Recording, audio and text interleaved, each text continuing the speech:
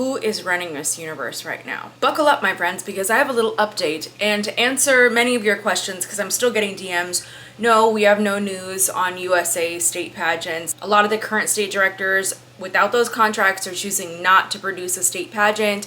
We have no updates. I don't know what the plan B is going to be. Nation Thailand just released an update, and I'm going to read you this article, but you can also check it out for yourself. Securities and Exchange Commission finds Media Group and its chief executive for allegedly issuing misleading statements about the disposal of the beauty pageant business. Thailand's securities watchdog, the Securities and Exchange Commission, the SEC, has taken action against media conglomerate JKN Global Group Public Company Limited and its chief executive officer, Anne Jakrajutatip, over the dissemination of information concerning the sale of the Miss Universe organization. The regulator has imposed civil sanctions demanding a total payment of 4,125,078 baht and barring Jakapong from holding directorship or executive positions in listed or securities firms for a significant period. The move follows an inquiry triggering a referral from the Stock Exchange of Thailand (SET) in April of last year. The investigation centered on a statement released by JKN via the Setlink system on the 22nd of January 2024. This announcement was in response to online reports suggesting JKN had offloaded the Miss Universe organization to Mexican businessman Raul Rocha. JKN's initial response indicated that while discussions with various investors had taken place, no definitive agreement had been reached. However, the SEC's subsequent probe revealed that contrary to this statement, JKN, through its subsidiary JKN Global Content Pte Ltd, had already entered into a sale agreement on the 20th of October 2023. This agreement saw JKN dispose of a 50% stake in JKN Legacy Inc., the subsidiary managing the Miss Universe business and its associated intellectual property, to Legacy Holding Group USA Inc. Further findings indicate that Raul Rocha held the position of Chief Executive Officer at Legacy Holding Group USA Inc. The Thai SEC concluded that JKN's earlier statement was inaccurate and could have misled investors, potentially influencing decisions regarding JKN's shares. This, the regulator asserted, constituted a breach of Section 240 of the Securities and Exchange Act BE 2535/1992.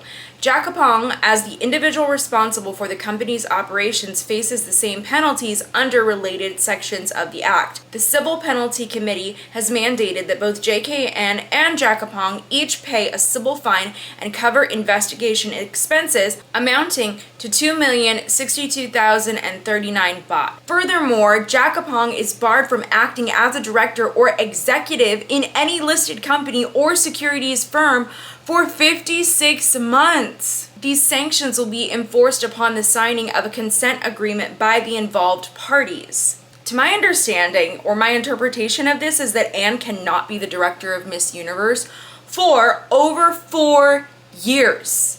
So if all of this is true, and if I'm interpreting this correctly, that is why Nawat has now been announced as the executive director, because Anne can't be the director. So if Anne can't be the director, Nawat now is basically the acting person in charge of the Miss Universe organization. And I do not know what that means for what power he can wield in the organization. I've never heard of this happening. I have no idea. Now remember, when Raul made the purchase of 50% of the organization, that meant that he was in charge of operations in America, and I forget which other continents or what that split was. So it looks like operating for the Americas and some other places is still going to be Raul, as far as I would assume. And then the rest, so Anne's operations in Asia, is going to be Nawat. This is literally wild. Then Opal was dethroned, as you could say, from being third runner-up at Miss Universe, but really she was stepping away from her duties as Miss Universe Thailand. And this makes a lot of sense to me, though, for a couple of reasons. So TPN used to be the producers of Miss Universe Thailand, and when TPN's franchise was not renewed and it instead was given to Nawat, there were a lot of questions about whether or not Opal would be able to crown a successor. And from what I was reading online, people said no, she was not going to be invited to crown her successor because she's a TPN title holder and not a Nawat title holder. And this does unfortunately happen whenever there's a change of leadership, so that's not that uncommon. So really, yes, she's Miss Universe Thailand, and yes, she has a little bit more time left in that reign, but she's not even going to be able to crown a successor. So it's not uncommon for queens after they have, won a title and moved on to that next level, whether we're talking about they won a state or a regional title and moved on to nationals and didn't win nationals, or maybe they're a national title holder in this case and didn't win the international competition. It's not that uncommon for contestants to say, I'm going to resign from this title so that I can move on and compete for a different organization. So now she has been announced as the representative for Thailand for Miss World. I'm very excited about this. I'm going to play a clip that I found of her when she was addressing all of this news. Good afternoon, distinguished guests, press, ladies and gentlemen. My name is Opal Suchata Chuangsi, and I am deeply honored to be standing here as your new Miss World Thailand. Carrying not only the crown and the sash, I carry with me the hopes and the spirit of my people, my nation. I initiated the project Opal for her to support women facing breast cancer, especially those that are underprivileged and unfortunate. To complete this mission, we need more than a passion. We need a platform. There is no greater platform than Miss World, where the legacy of beauty with a purpose can turn a voice into a change. I may only have 15 days before I depart on this journey ahead, but I carry with me a lifetime purpose. I carry with me the spirits of my people, and most importantly, I carry with me the heart that is ready to serve for the better goods of this world. If I am blessed with an honor, I hope to take home the first crown of Miss World to Thailand after more than 75 years of waiting and hoping. Because when beauty serves a purpose, we make history. ขอบคุณค่ะ I watched the clip of her talking about this announcement. She looked beautiful, first and foremost. She always does. Her in that ball gown, lovely. Very Miss World vibes. I'm really excited for her though. I think she's going to be a great representative for Thailand, a great competitor. I think that this move makes so much sense for her. And I think that the advocacy work that she's already done for women and breast cancer is going to fit perfectly into the Beauty with a Purpose. In this speech, she did note that she only has 15 days until she leaves to India for the Miss World competition.